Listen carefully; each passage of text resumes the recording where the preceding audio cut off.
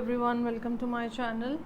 Scorpio sun moon rising लोगों के लिए रीडिंग है। वीकली रीडिंग स्टार्ट करने से पहले एनर्जी ऑरेकल कार्ड से थीम्स ड्रॉ करते हैं कि जो आपकी लाइफ में एक बिगर पिक्चर को प्रेजेंट करेंगे और देखते हैं कि क्या सूरत हाल चल रही है आपकी ज़िंदगी में इस टाइम पे।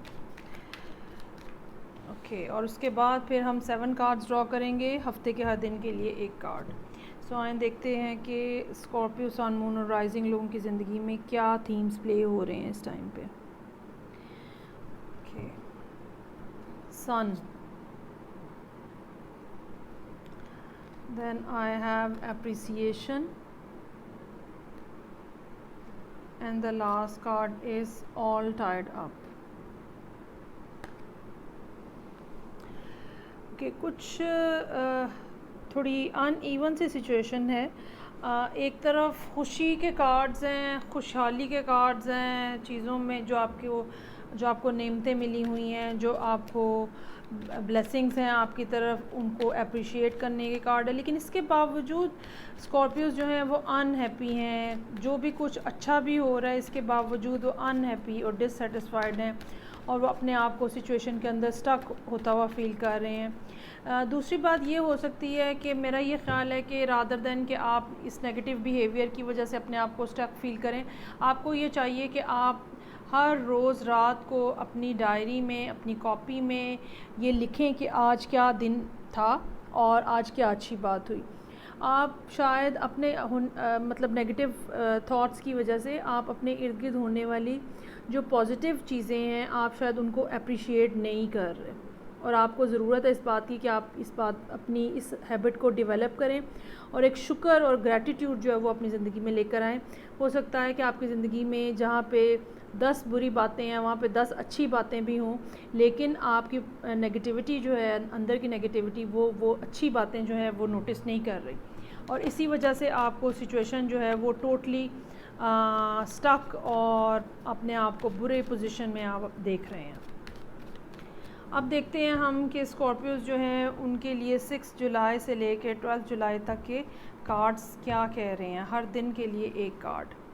6 of pentacles, ace of pentacles, devil, then 6 of cups, knight of swords,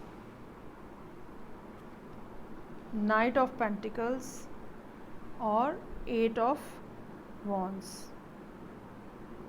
okay, पहली बात, वही बात जो भी जैसे मैंने यहाँ पहले कही, आपको शुक्र अदा करने की ज़रूरत है। आपको अपने से जो नीचे लोग हैं उनको देखने की ज़रूरत है। जो लोग आपसे बुरी पोजीशन में हैं, बुरी कंडीशन में हैं, आपको उनको ना सिर्फ देखने की ज़रूरत है, उनको उनकी मुश्किलात को कंसिडर करें और उनको हेल्प आउट करें। किसी किस्म की भी चैरिटी है जो कि की जा सकती है, लोगों को खाना खिलाया जा सकता है, ठीक है, उनकी किसी ज़रूरत के लिए उनको पैसे दिए जा सकते हैं। सो मेरा ये ख़्याल है कि मंडे का दिन जो है वो स्कॉर्पियोज़ को किसी किस्म की चैरिटी करनी चाहिए। जितना आप करेंगे अगले दिन वही आपके पास वापस आता हुआ नज़र आ रहा है। ये किसी किस्म की कोई भी अपॉर्चुनिटी हो सकती है। चूँकि पिछला कार्ड जो है वो 6 ऑफ पेंटिकल है, सो मेरा ये ख्याल है कि ये वर्क रिलेटेड कोई अपॉर्चुनिटी जो है वो मुझे नज़र आ रही है कि ये वर्क रिलेटेड अपॉर्चुनिटी आपको मिलती हुई नज़र आ रही है ट्यूसडे वाले दिन, और ये काफ़ी अच्छी सॉलिड ऑफ़र हो सकती है।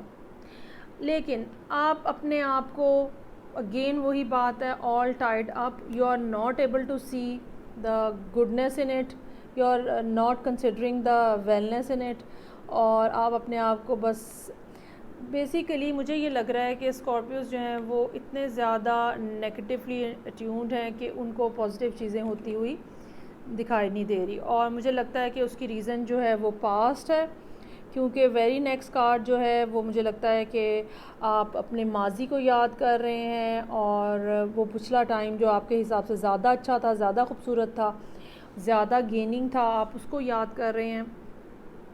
इस सारी सिचुएशन के अंदर मुझे ये महसूस हो रहा है कि यही वो टेम्परामेंट है जो कि आपको फिर एग्रेशन में डाल देता है, और आप एक चिड़चिड़ाहट आ जाती है, एक नेगेटिविटी फर्दर डेवलप होना शुरू हो जाती है।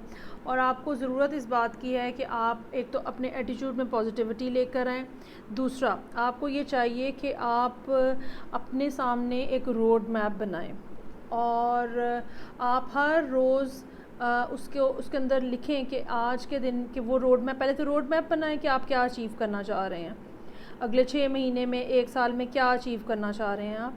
तो उसके बाद आप स्टेप बाय स्टेप उसके अंदर लिखें कि मुझे ये काम करना है, ये काम करना है, ये काम करना है। जब तक आप ये नहीं करेंगे तब तक चीज़ें स्लो रहेंगी। आपकी एक ग्राउंडेड अप्रोच होनी चाहिए, ठीक है, 1 स्टेप एट अ टाइम, और उससे ज़्यादा आपको भागने की ज़रूरत नहीं है। जब आप ये करेंगी, चीज़ों को प्रॉपर्ली लेके चलेंगी, तो डेफ़िनेटली फिर ही आपको महसूस होगा कि चीज़ें आगे बढ़ रही हैं, और आपको तब उनकी मूवमेंट भी फ़ील होगी, वो पॉजिटिविटी भी फ़ील होगी जो अभी आपको फ़ील नहीं हो रही।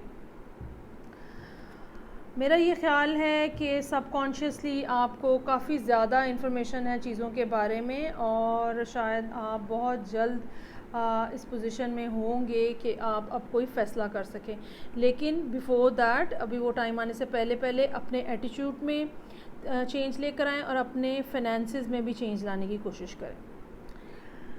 So this was the reading for Scorpio.